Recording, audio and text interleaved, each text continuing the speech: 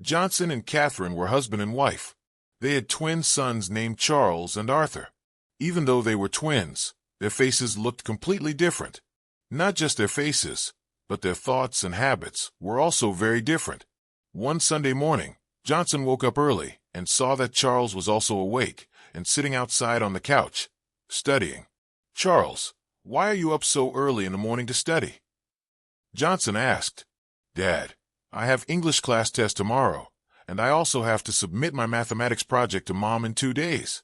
That's why I started studying early," Charles replied. Just then, Catherine brought breakfast for Charles. She smiled and said, "Look at our son Charles. He wakes up early, takes a bath, and starts studying." But Arthur, on the other hand, woke up early only to go outside and play badminton with his friends.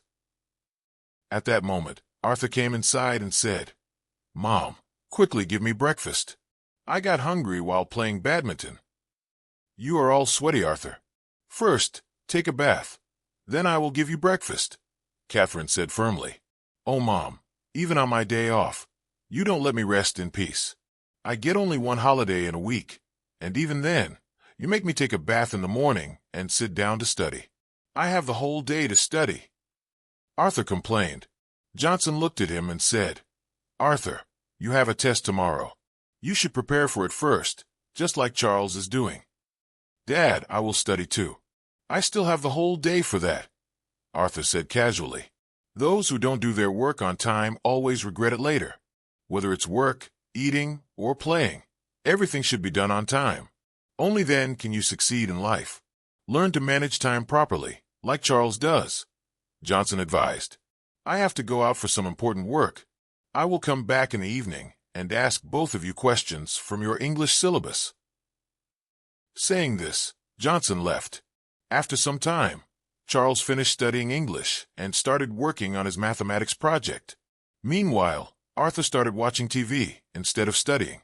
Just then, Arthur's friends came to his house and said, "Arthur, everyone is waiting for you outside to play badminton, and you are sitting here watching TV?"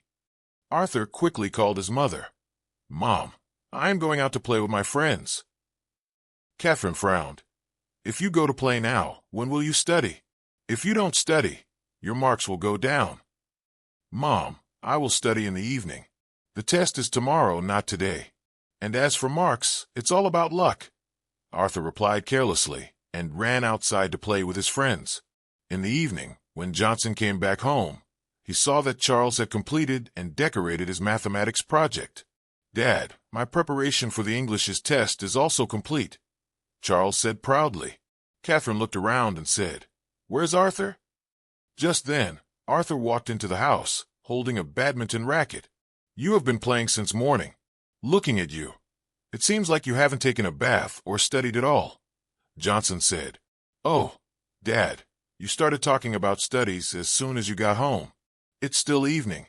I will study later," Arthur said, brushing it off. Arthur always postponed his work, and because of this, he was never able to complete anything on time. The next day, Charles scored good marks in the test, while Arthur got scolded by his teacher for getting low marks. When they came back home, Catherine also scolded Arthur. "Arthur, have some shame. You and Charles are of the same age, yet he does all his work on time, while you keep delaying everything. That's why you always lag behind others." In the evening, Johnson looked at both of their test results and sighed. "This is exactly what I expected. Such poor marks in both English and mathematics. You probably thought you could finish the project tomorrow or the day after, right?" Arthur lowered his head and mumbled, "Dad, what can I do? My luck is bad." Johnson sat beside him and spoke gently. "Son, a person who doesn't use his time wisely, who always postpones his work, and who depends only on luck, can never succeed in life. Look at Charles. He used his time properly, and the result is right in front of you. And as for luck, we create our own luck through hard work. If you want to be successful, you must learn to manage your time well."